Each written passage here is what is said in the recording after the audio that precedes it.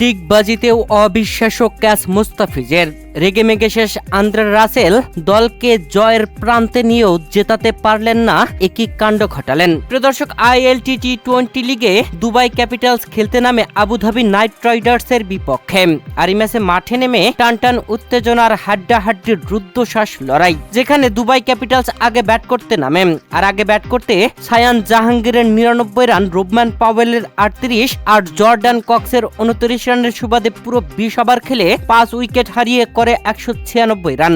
বিশাল target 197 রানের টার্গেটে bat করতে নেমে আবুধাবি নাইট রাইডার্স যেন জিতেই ফেলেছিল। আন্দ্রে রাসেল চালিয়েছিলেন ব্যাটিং তাণ্ডব, তবে দলকে জেতাতে ব্যর্থ হন তিনি। প্রিয় দর্শক, এই ম্যাচে বোলিং এ সুবিধা করতে পারেননি মুস্তাফিজুর রহমান, তুলে নিয়েছেন একটি উইকেট, করেছেন খরচে বোলিং। 197 রানের টার্গেটে ব্যাট করতে নামা আবুধাবি নাইট রাইডার্সের ওপেনার ফিল শর্ট করেছিলেন 33। এছাড়া টপ অর্ডারের আর কোনো ব্যাটসম্যান সেভাবে খেলতেই পারেনি। মিডল অর্ডারের ব্যাটসম্যান আন্দ্রে রাসেল এসে দলটাকে জয়ের প্রান্তেই নিয়ে গিয়েছিলেন। জ্যাসন হোল্ডার দিয়েছিলেন সঙ্গ, যেখানে দুবাই ক্যাপিটালসের হয়ে ওয়াকার সালাম খিল করেছেন অসাধারণ বোলিং। ডেভিড উইলি নিয়েছেন 2টি উইকেট আর ওয়াকার সালাম খিল নিয়েছেন 3টি উইকেট, আর 2 বোলার নিয়েছেন 2টি করে, আর একটি ছিল রান আউট। যেখানে দলীয় 12তম ওভারে সালাম খিলের বলে সজোরে ব্যাট চালিয়েছিলেন ব্র্যান্ডন, তবে বলটি উপরের দিকে উঠে যায়। সেখানে ফিল্ডিং এ ছিলেন মুস্তাফিজুর রহমান, আর মুস্তাফিজুর রহমান দৌড়ে গিয়ে ঝাঁপিয়ে দুর্দান্ত ভাবে ক্যাচ ধরে নেন। বল ধরার পরে একটি ডিগবাজিও খেয়েছেন মুস্তাফিজুর রহমান। অসাধারণ ড্রাইভ, অসাধারণ ক্যাচ। মুস্তাফিজের হাতে বল পড়লে কখনোই মিস হয় না ক্যাচ। প্রিয় দর্শক, এই ম্যাচে মুস্তাফিজুর রহমান বল হাতে সেভাবে সুবিধা করতে পারেননি, তবে এই অবিশ্বাস্য ক্যাচ ধরে দর্শকদের মন জয় করে নিয়েছেন।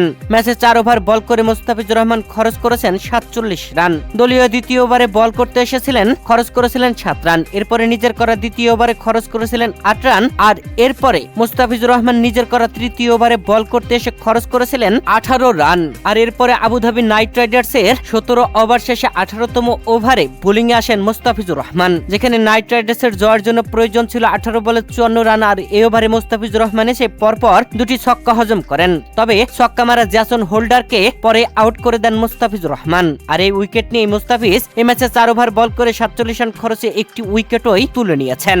প্রিয় দর্শক, যেখানে শেষ 12 বলে জয়ের জন্য 40 রান প্রয়োজন ছিল, 19তম ওভারে বল করতে এসে দাসুন সানাকা মাত্র 14 রান খরচ করেন। এরপরে জয়ের জন্য শেষ ওভারে প্রয়োজন 26 রান। ব্যাটিং এ আন্দ্রে রাসেল দলকে যেন জেতাতে মরিয়া হয়ে উঠলেন আন্দ্রে রাসেল। বোলিং এ আসা মোহাম্মদ জাওয়াত উল্লাহ প্রথম বলে নো বল করলেন। 4 বাউন্ডারি আন্দ্রে রাসেল যেন ম্যাচটাকে আরো সহজ করে নিলেন, তবে খেলতে খেলতে শেষ পর্যন্ত তার দলকে জেতাতে পারলেন না আন্দ্রে রাসেল। নিজে 31 বলে হাফ সেঞ্চুরি করে ফেললেও দলকে জেতাতে ব্যর্থ হন। 9 রানে ম্যাচটি হেরে যায় আন্দ্রে রাসেল রাম। প্রিয় দর্শক, আবুধাবি নাইট রাইডার্সের বিপক্ষে 9 রানের দারুণ জয় তুলে নিয়েছে মুস্তাফিজদের দুবাই ক্যাপিটালস।